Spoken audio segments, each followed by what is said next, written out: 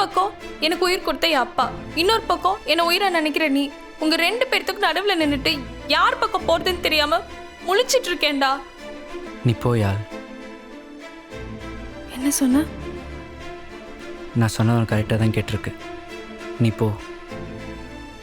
AK இல்லையால், நீ சொல்கிறது correct தான். இப்போல்லாம் யோசிக்கிறதுக்கு எனக்கு தான் யாரும் இல்லை. உனக்கும் அப்பா இருக்கார். உனக்கு என்னைக்கும் கெட்டதை நினைக்க மாட்டார். நீ போ.